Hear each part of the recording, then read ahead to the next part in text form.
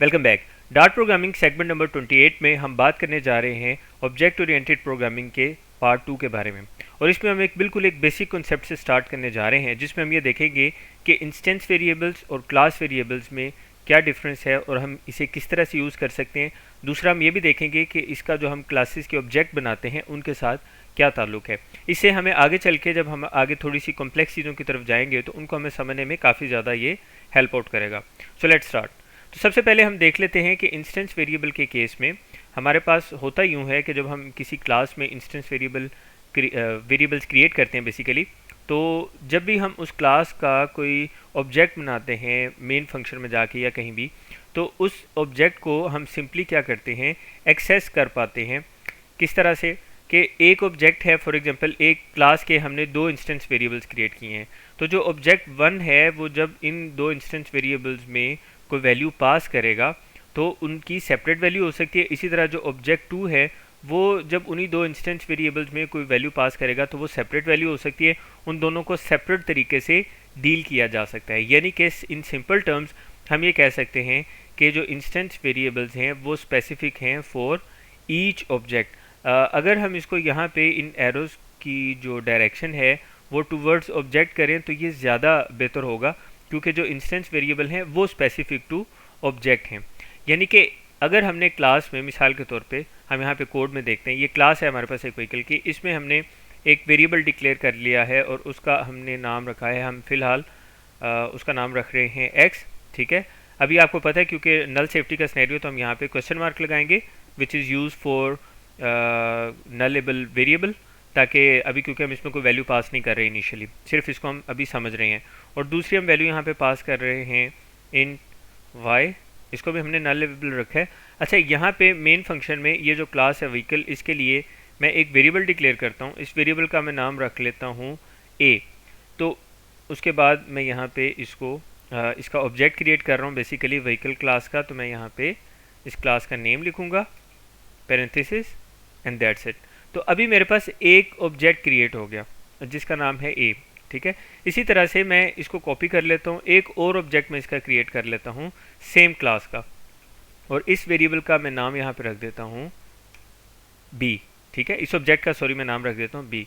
तो ये जो ऑब्जेक्ट है ये भी इसी क्लास का है, ये जो ऑब्जेक्ट बी है ये भी इसी क्लास का है। लेकिन इन दोनों के केसेस में जो एक्स और वाई की वैल्यूज़ हैं वो डिफरेंट हो सकती हैं, ये भी हम प्रैक्टिकली इसको देखेंगे। आगे चलते हैं। जबकि क्लास वेरिएबल्स की अगर हम बात करें तो क्लास वेरिएबल्स के केस में हमारे पास जो क्लास वेरिएबल्स हैं वो शेयर्ड होते हैं अमंग ऑल ऑब्जेक्ट्स। यानी कि फॉर एग्जांपल एक क्लास वेरिएबल है, अगर हम उसको कह लें कि क्लास वेरिएबल है हमारे पास काउंट, तो वो जो क्लास वेरिएबल है वो शेयर्ड होगा among object one and object two at the same type. यानी कि इन दोनों ऑब्जेक्ट्स के अगेंस्ट जो इस क्लास वेरिएबल की वैल्यू आ रही होगी वो अपडेटेड होगी, वो डिफरेंट नहीं होगी। तो ये हमारे पास एक शेयर्ड केस आ जाता है, यानी इंस्टेंस वेरिएबल स्पेसिफिक थे अगेंस्ट ईच ऑब्जेक्ट, जबकि क्लास वेरिएबल स्पेसिफिक नहीं है सेपरेटली फॉर ईच ऑब्जेक्ट, बल्कि शेयर्ड के केस में आ जाते हैं। अब हम इसको समझने की कोशिश करते हैं कि ये कॉन्सेप्ट है क्या। तो अब आइए हम सबसे पहले इस वेरिएबल को देखते हैं। इस वेरिएबल में ये जो वेरिएबल ए है, सॉरी ये जो ऑब्जेक्ट ए है, मैं यहाँ पे इसको आगे कमेंट में पास भी कर देता हूँ ताकि आप इसको आसानी से समझ सकें। यहाँ पे हम इसको मेंशन करते हैं। अच्छा, नीचे यहाँ पे हमारे पास कुछ इश्यूज आ रहे हैं। The value of the local variable A is not use, try removing the variable और यूजिंग इट। ठीक है, इसकी अभी हम देख लेते हैं। अच्छा, बहरहाल अभी आगे चल के हम इसको देखते हैं। यहाँ पे मैं कमेंट कर रहा हूँ ऑब्जेक्ट वन और इसको मैं कह रहा हूँ ऑब्जेक्ट टू। ये दोनों जो ऑब्जेक्ट हैं, ये दोनों ऑब्जेक्ट्स हमारे पास क्लास व्हीकल के हैं। अच्छा, आगे चल के मैं क्या करता हूँ कि जो ऑब्जेक्ट ए है इसके अगेंस्ट ये यहाँ पे क्या इशू कर रहा है इसको हम देख लें। मैं अगर यहाँ पे नलेबल वैल्यू ऐड कर दूँ तो ये इशू रिजॉल्व नहीं हो रहा। खैर, यहाँ पे अभी हम लिख के देख लेते हैं इसको। इसके अगेंस्ट अगर यहाँ पे मैं फर्स्ट ऑब्जेक्ट है और इस फर्स्ट ऑब्जेक्ट के केस में मैं लिखता हूँ a dot x is equal to free, और इसी तरह से मैं यहाँ पे मेंशन कर देता हूँ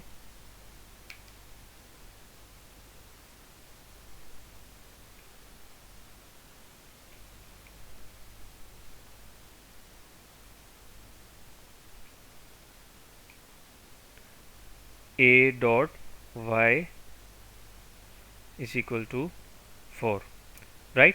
तो ये मैंने ये जो दो हमारे पास वेरिएबल्स हैं मैंने इनके अगेंस्ट ये क्रिएट कर लिया 3 और 4। अच्छा, ये ऑब्जेक्ट a के अगेंस्ट है। तो अब मैं नीचे जाता हूँ और उसके बाद मैं यहाँ पे फर्दर जस्ट अ मिनट, ये एक इशू आ रहा है, मैं इसको रिजॉल्व कर लूँ। चलें, उम्मीद तो है कि अब इशू रिजॉल्व हो गया। वापस आते हैं हम। तो यहाँ पे मैं क्या करता हूँ, वैल्यूज़ प्रिंट करवा लेता हूँ a डॉट एक्स की, और इसी तरह से वैल्यू हम प्रिंट करवा लेते हैं, सॉरी, a डॉट वाई की वैल्यू यहाँ पे हम प्रिंट करवा लेते हैं। अब मैं इसको मैं एग्जीक्यूट करता हूँ इस प्रोग्राम को। तो आप देखें यहाँ राइट साइड पे वैल्यू आ गई हमारे पास 3 और 4 अगेंस्ट ऑब्जेक्ट a। उसके बाद मैं क्या करता हूँ, जो मैंने सेकंड ऑब्जेक्ट क्रिएट किया है सेम क्लास का, वो है b। तो b के अगेंस्ट मैं क्या करता हूँ, x की वैल्यू दे देता हूँ 30, और इसी तरह से मैं इसको y की जो वैल्यू है वो मैं दे देता हूँ यहाँ से 40। देन यहाँ पे मैं इसको प्रिंट करवा लेता हूँ b डॉट एक्स, इसी तरह से b dot y, right. So let's see, अब हमने इसको रन किया। अब ये देखें दोनों केसेस में हम यहाँ पे जो व्हीकल क्लास के वेरिएबल्स यूज़ कर रहे हैं वो x और y हैं, यानी उसके जो उसकी जो प्रॉपर्टीज़ हैं उसमें हम ये दो वेरिएबल्स यूज़ कर रहे हैं x और y।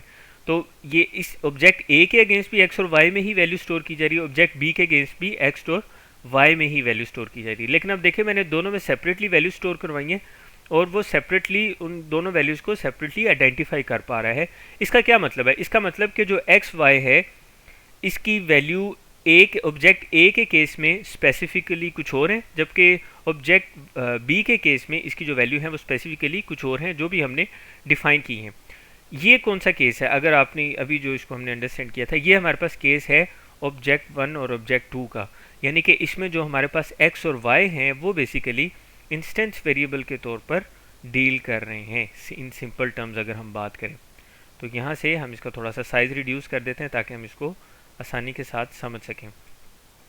अच्छा, अब ये हमारे पास जो ये वेरिएबल्स हैं, यहाँ तक तो हमें बात समझ आ गई कि ये बेसिकली इंस्टेंस वेरिएबल के तौर पर डील कर रहे हैं। दोनों एक ही क्लास के वेरिएबल हैं लेकिन इंस्टेंस वेरिएबल के तौर पर डील कर रहे हैं। यहाँ पे एक्स वाई स्पेसिफिक है ऑब्जेक्ट 1, जो कि हमारी इस एग्जांपल के केस में ऑब्जेक्ट ए है, जबकि यहाँ पे जो इंस्टेंस वेरिएबल्स हैं वो है एक्स वाई, सेम वेरिएबल्स हैं लेकिन स्पेसिफिक हैं ऑब्जेक्ट 2 के केस में, जबकि यहाँ हमारे पास जो ऑब्जेक्ट 2 है वो है बी। तो ये इंस्टेंस वेरिएबल का केस है कि हम उसको किस तरह से डील करते हैं। तो उम्मीद है कि यहाँ तक आपको जो इंस्टेंस वेरिएबल का सारा सिनेरियो है वो क्लियर हो चुका होगा। अब हमने जो नेक्स्ट सेगमेंट है उस सेगमेंट में हम ये देखने वाले हैं कि जो क्लास वेरिएबल है वो क्लास वेरिएबल किस तरह से डील करते हैं, और जो क्लास वेरिएबल हैं हम उसको किस तरह कब हमें उसकी ज़रूरत पड़ती है, और कैसे हम इन दोनों को आपस में डिफ्रेंशिएट करेंगे। So let's start. तो क्लास वेरिएबल के लिए हमें बेसिकली क्या करना पड़ता है कि हम यहाँ पे एक कीवर्ड मेंशन करेंगे, और उस कीवर्ड में हम यहाँ पे मेंशन कर देते हैं स्टैटिक, ठीक है। और स्टैटिक के अगेंस्ट जी, स्टैटिक कीवर्ड के अगेंस्ट अब यहाँ पे हमने एक वेरिएबल डिक्लेयर करना है, और उस वेरिएबल में हम यहाँ पे मेंशन करेंगे, इसको हम रन कर लेते हैं। डेफिनेटली यहाँ पे कंपाइलेशन एरर आ रहा है, इसको अभी हम रिमूव करते हैं यहाँ से, ठीक है। सो यहाँ पे हम एक स्टैटिक वेरिएबल डिक्लेयर करेंगे और उसका हम नाम रख लेते हैं काउंटर। यहाँ पे मैंने इसकी जो वैल्यू है वो भी इनिशियलाइज़ कर दी है, और इसकी वैल्यू मैंने 0 सेट कर दी है। इस वजह से यहाँ पे मैंने इसको क्वेश्चन मार्क ऐड नहीं किया, क्योंकि मैं यहाँ पे नल वैल्यू स्टोर नहीं करवाना चाह रहा। तो फिलहाल जो हमारी आउटपुट है वो एज इट इज़ रहेगी। अभी हम इसका फ़र्क देखेंगे। फ़र्क हम इसका दो तरह से देख सकते हैं। पहला तरीकाकार ये है कि हम यहीं पे इन ऑब्जेक्ट्स के ज़रिए सेपरेटली इसको यूज़ करके देख लेते हैं। मिसाल के तौर पे ये है हमारे पास ए डॉट काउंटर, ठीक है। ऑब्जेक्ट ए को यूज़ करते हुए मैं लिखूँगा a dot counter plus plus, right. और उसके बाद मैं यहाँ पे लिख देता हूँ b dot counter plus plus, right. अच्छा, यहाँ पे ये हमें एरर दे रहा है the static getter counter can't be access through an instance, right. तो यहाँ पे हम एक गलती कर रहे हैं। हम इसको यूज़ कर सकते हैं with the help of some method. अभी हम उसकी तरफ नहीं जा रहे, तो मैं यहाँ पे आपको एक कंस्ट्रक्टर के थ्रू इसको यूज़ करके दिखाता हूँ। अच्छा, कंस्ट्रक्टर के केस में हम उसकी बेसिक समझ लेते हैं, आगे चल के हम इस पर कंस्ट्रक्टर के बारे में डिटेल में बात करेंगे। कंस्ट्रक्टर के केस में क्या होता है कि हमारे पास ये जो क्लास है व्हीकल के नाम से, इस क्लास का जो नेम है मैं इसको एज इट इज़ यूज़ कर लूँगा जस्ट लाइक सम मेथड। तो मैं यहाँ पे लिख लेता हूँ व्हीकल, उसके बाद यहाँ पे पैरेंथेसिस आ गई, ठीक है। इन पैरेंथेसिस में आगे अब मैं फर्दर जो भी हमारा मेथड है मैं उसको डिफाइन करूँगा, और ये जो काउंटर है इसको मैं इसके अंदर इंक्रीमेंट करूँगा, और फिर मैं आपको बताता हूँ कि ये वर्किंग कैसे करेगा। यहाँ पे एक अच्छा, ये हमने यहाँ तक इसको कर लिया। अभी आपने एक चीज़ नोट किया, ये बेसिकली कंस्ट्रक्टर है, ठीक है। मैं यहाँ पे कमेंट्स में मेंशन कर देता हूँ। ये एक सिंपलेस्ट फॉर्म ऑफ कंस्ट्रक्टर है कि जो क्लास नेम है वही मैंने उस क्लास के अंदर यूज़ किया। अभी मैं इस क्लास के अंदर ही हूँ, वही यूज़ किया मैंने, और आगे जस्ट लाइक आवर मेथड, जिसको हम फंक्शन भी बोलते हैं, तो वो मेथड की फॉर्म में हमने यहाँ पे पैरेंथेसिस लिखी, और जैसे उस मेथड की हमारे पास स्टार्टिंग और एंडिंग में कर्ली ब्रेसेस होती हैं, तो उसके अंदर हम उसमें जो भी डिफाइन करेंगे वो हम उसको यूज़ कर सकते हैं। कंस्ट्रक्टर बेसिकली क्या करता है, each time when an object is created, तो ये कंस्ट्रक्टर कॉल होता है। यानी कि अब हम ऊपर आ जाते हैं मेन फंक्शन में। बेसिकली ऑब्जेक्ट जो है इस क्लास व्हीकल का जो ऑब्जेक्ट है वो कितनी दफ़ा क्रिएट हुआ है। नंबर 1 इस लाइन पे, लाइन नंबर 2 पे हमने ऑब्जेक्ट ए क्रिएट किया, तो इस दौरान हमने यहाँ पे एक ऑब्जेक्ट क्रिएट कर लिया। इसी तरह हमने ऑब्जेक्ट बी क्रिएट किया, तो इस क्लास का एक ऑब्जेक्ट बी क्रिएट हुआ। तो यानी कि यहाँ पे 2 दफ़ा ये ऑब्जेक्ट क्रिएट हुआ है। जितनी दफ़ा ये ऑब्जेक्ट क्रिएट होगा उतनी दफ़ा ही खुद ब खुद ऑटोमेटिकली इसका जो इस क्लास का जो कंस्ट्रक्टर है वो कॉल होगा। इसका मतलब कि 2 दफ़ा ये ऑब्जेक्ट कॉल हुआ है तो 2 दफ़ा ये कंस्ट्रक्टर चलेगा। यहाँ तक क्लियर है बिल्कुल। अच्छा, अब हमने इसकी वर्किंग को समझना है। अब इसकी वर्किंग किस तरह से होगी, इसका और इंस्टेंस वेरिएबल का यहाँ से डिफरेंस हमें पता चलेगा। अब देखें, फर्स्ट टाइम यहाँ पे हमारे पास जो वैल्यू थी, हम यहाँ पे अब इस काउंटर वेरिएबल को समझने की कोशिश करेंगे, ठीक है। फर्स्ट टाइम हमारे पास जो वैल्यू थी काउंटर की वो थी 0, राइट, जब हमने इसको बिल्कुल यहाँ पे इनिशियलाइज़ किया था इस जगह पे। अच्छा, अब जब फर्स्ट टाइम यहाँ पे ऑब्जेक्ट क्रिएट होगा मेन फंक्शन में इस जगह पे, तो ऑब्जेक्ट तो क्रिएट होगा लेकिन उसके साथ साथ ये जो कंस्ट्रक्टर हमने लिखा है ये भी कॉल होगा। तो इसका मतलब कि ये जो काउंटर वेरिएबल है इसकी वैल्यू में 1 का इंक्रीमेंट होगा। जब 0 + 1 1 इंक्रीमेंट होगा तो इसकी जो नई वैल्यू है वो हमारे पास क्या हो जाएगी, नई वैल्यू इसमें 0 + 1, और अब हमारे पास नई वैल्यू क्या हो जाएगी 1, ठीक है। अब हमारे पास ये अपडेटेड वैल्यू है। ये लाइन फर्स्ट लाइन एग्जीक्यूट होने के बाद ये वाली लाइन। उसके बाद जब सेकेंड लाइन में हमने दोबारा एक ऑब्जेक्ट क्रिएट किया इस क्लास का, तो वंस अगेन ये जो कंस्ट्रक्टर है ये भी कॉल होगा। इसका मतलब कि ये दोबारा इंक्रीमेंट होगा। जब दोबारा इंक्रीमेंट होगा तो ये जो काउंटर की वैल्यू 1 थी ये हो जाएगी 1 + 1, क्या इंक्रीमेंट होने के बाद जो इसकी वैल्यू है वो काउंटर की वैल्यू क्या हो जाएगी 2, राइट। अब हमने ये देखना है कि क्या काउंटर की वैल्यू 2 है या नहीं। तो अब हम यहाँ पे आ जाते हैं मेन फंक्शन में। यहाँ पे मेन फंक्शन में मैं लिखता हूँ, प्रिंट करवा लेता हूँ काउंटर की वैल्यू। अच्छा, अब यहाँ पे सवाल पैदा होता है कि मैं प्रिंट जो करवाऊँगा काउंटर की वैल्यू, तो इसको मैं ऑब्जेक्ट ए के थ्रू कराऊँ या बी के थ्रू कराऊँ। तो हम दोनों के थ्रू चेक कर लेते हैं। तो मैं यहाँ पे लिखता हूँ ए डॉट, ठीक है। हम यहाँ से इसको एक्सेस नहीं कर सकते बेसिकली, इसके लिए हमें यहाँ जो इसका एक सिनेरियो है वो हमें यूज़ करना पड़ेगा। तो फिलहाल मैं ये कर रहा हूँ कि एक मेथड क्रिएट कर लेते हैं और उस मेथड के ज़रिए हम इसको प्रिंट करवा लेते हैं। बल्कि यहाँ पे हम इस्तेमाल करेंगे दिस डॉट, यहाँ पे हम नीचे आ जाते हैं कंस्ट्रक्टर में, यहाँ पे हम लिखते हैं दिस डॉट, उसके बाद ये हमारे पास वेरिएबल था काउंटर, तो मैं यहाँ पे लिख देता हूँ काउंटर, और उसके अलावा दिस डॉट काउंटर के केस में, बल्कि इसकी भी ज़रूरत नहीं है, हम यहाँ पे इसका जो रेफरेंस है वो मेंशन कर देते हैं नीचे, यानी कि vehicle dot counter. So let's सी हमारे पास कोई एरर आता है या नहीं। तो अभी तक तो कोई एरर नहीं आ रहा। अच्छा, उसके बाद हम यहाँ पे, अब हम यहाँ पे लिख के देख लेते हैं।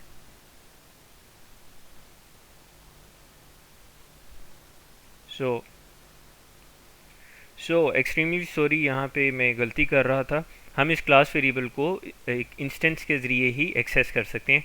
तो अभी मैं यहाँ पे एक मेथड क्रिएट करने जा रहा हूँ व्हीकल क्लास में, और उस मेथड का नाम हम रख लेते हैं, इन टाइप का मेथड क्रिएट कर लेते हैं, उसका नाम रख लेते हैं गेट काउंटर, और इसके अंदर हम रिटर्न करवाएंगे काउंटर, राइट। सो अब ये हमारे पास एक मेथड क्रिएट हो गया। अब हम यहाँ पे क्या करेंगे, इन ऑब्जेक्ट्स को इस्तेमाल करते हुए प्रिंट, और यहाँ पे मैं लिखूँगा ए डॉट, अब मैं डायरेक्ट उस क्लास वेरिएबल को, ये जो स्टैटिक क्लास वेरिएबल काउंटर, उसको एक्सेस नहीं करने जा रहा, बल्कि मैं ये जो इसका इंस्टेंस मेथड है गेट काउंटर, मैं इसको कॉल करूँगा और इसके ज़रिए मुझे इस काउंटर की वैल्यू मिलेगी। तो मैं यहाँ पे लिखता हूँ a dot get counter, right. अब हम इसको एग्जीक्यूट करके देखेंगे। तो अब आप ये देखें, हमारे पास ये 3 4 ये फर्स्ट ये इंस्टेंस ऑब्जेक्ट ए के अगेंस्ट ये इंस्टेंस वेरिएबल्स की वैल्यू है, ये ऑब्जेक्ट 2 के अगेंस्ट, ये जो 2 है बेसिकली ये हमारे पास गेट काउंटर की वैल्यू, इस काउंटर की वैल्यू है। देखें, जब हमने ऑब्जेक्ट ए क्रिएट किया था, अगर ये क्लास वेरिएबल सिर्फ स्पेसिफिक टू दिस ऑब्जेक्ट होता, तो फर्स्ट टाइम ये जो हमारे पास कंस्ट्रक्टर था ये सिर्फ एक दो बार चला, तो इसकी वैल्यू हमें मिलनी चाहिए थी 1, लेकिन हमें वैल्यू रिटर्न हो रही है 2, which is the updated value. ठीक है, ये बात मज़ीद समझने के लिए मैं आपको ये सेम चीज़ कॉल करके दिखाता हूँ with the help of object b, right, b dot get counter. मैं इसको रन करता हूँ तो आप देखेंगे यहाँ पे जो आउटपुट आ रही है वो सेम आ रही है 2, राइट। मैं यहाँ पे इसके हम यहाँ पे स्ट्रिंग ऐड कर देते हैं अगर कोई प्रॉब्लम ना आए तो। लेट्स सी, ये हमारे पास है, यहाँ पे मैं लिख देता हूँ काउंटर वैल्यू, ताकि हम इसको थोड़ा समझ सकें। यहाँ पे एरर आ रहा है तो मोस्ट प्रोबेबली हम अगर यहाँ पे 2 स्ट्रिंग लिखें तो ये एरर रिजॉल्व हो जाना चाहिए, हो गया। सो अब मैं इसी को कॉपी कर रहा हूँ as it is with the help of, अब मैं यहाँ पे ऑब्जेक्ट चेंज कर रहा हूँ बी। अब देखें, अब मैं इसको रन करता हूँ। अब आप यहाँ पे देखें काउंटर वैल्यू यहाँ पे भी 2 आ रही है, यहाँ पे भी 2 आ रही है। हालांकि इस लाइन में मैंने ये जो काउंटर की वैल्यू गेट की है, यहाँ पे देखें सबसे पहले ये वर्किंग कैसे करेगा, इसकी हम वर्किंग समझते हैं। तो यहाँ पे आया काउंटर की वैल्यू कैसे करेगा, ए डॉट गेट काउंटर, यानी कि जो हमारा ऑब्जेक्ट 1 था उसके अगेंस्ट ये जो हमारा वेरिएबल है। अब हमें ये तो समझ आ गई कि ये जो काउंटर वेरिएबल है ये बेसिकली हमारा क्लास वेरिएबल है, राइट, हमारी इस एग्जाम्पल के केस में। तो मैं इसको यहाँ पे प्लेस कर देता हूँ इस जगह पे, इसका हम कलर चेंज कर देते हैं ताकि ये थोड़ा सा सेपरेटली आइडेंटिफाई हो सके। तो अब ये जो काउंटर है हमारे पास, ये हमारे पास है जी क्लास वेरिएबल। तो अब ये जो क्लास वेरिएबल है ये कॉमन है फॉर बोथ ऑफ दीज। तो अब इस केस में आपने यहाँ पे ये देखें कि हमने पहले इसको ऑब्जेक्ट 1 के थ्रू, यानी कि ऑब्जेक्ट ए के थ्रू गेट काउंटर इस मेथड को कॉल किया, तो ये बेसिकली इसमें इस जगह पे आ जाएगा गेट काउंटर। इसको जो रिटर्न है वो काउंटर रिटर्न करेगा, क्योंकि 2 दफ़ा पहले ऑब्जेक्ट 2 क्रिएट हो चुके हैं। तो ये जो कंस्ट्रक्टर है ये 2 दफ़ा पहले चल चुका है, 2 दफ़ा चला है तो उसकी वैल्यू 2 हो गई थी जो हमने लास्ट टाइम यहाँ पे देखी थी। अब उसके अगेंस्ट जब हमने फर्स्ट टाइम ऑब्जेक्ट ए के अगेंस्ट गेट काउंटर को कॉल किया तो भी हमें वैल्यू यहाँ पे देखें आउटपुट में 2 आ रही है, जबकि ऑब्जेक्ट बी के अगेंस्ट यहाँ पे देखिए हमने ऑब्जेक्ट चेंज कर दिया, जबकि ऑब्जेक्ट बी के अगेंस्ट भी जब हमने गेट काउंटर को कॉल किया तो इसने जो काउंटर की वैल्यू रिटर्न करी थी वो सेम थी, यानी कि 2। दैट मीन्स कि ये जो वेरिएबल है काउंटर, जिसको हमने यहाँ पे स्टैटिक डिक्लेयर किया है, ये शेयर हो रहा है अमंग दीज ऑब्जेक्ट्स। अब ये यहाँ पे 2 ऑब्जेक्ट्स हैं, ये 3 ऑब्जेक्ट्स भी हों तो ये सेम इसी तरह से वर्किंग करेगा। यहाँ से अगर हम इसको बिल्कुल शॉर्ट करें तो हमें यहाँ से ये बात समझ आई कि जो इंस्टेंस वेरिएबल्स हैं वो बेसिकली स्पेसिफिक होते हैं अगेंस्ट ईच ऑब्जेक्ट, जबकि जो क्लास वेरिएबल्स हैं जिसको हम आम तौर पे ज़्यादातर हम क्या करते हैं, हम उसको डिफाइन करते हैं विद द हेल्प ऑफ हम उसको डिक्लेयर करते हैं with the help of static keyword, और वो हमारे पास शेयर्ड होते हैं अमंग ऑल इंस्टेंसेस। यहाँ पे 2 ऑब्जेक्ट्स हैं, वो बेशक 10 ऑब्जेक्ट्स हों तो ये जो क्लास वेरिएबल्स हैं ये उनके दरमियान शेयर्ड रहेंगे।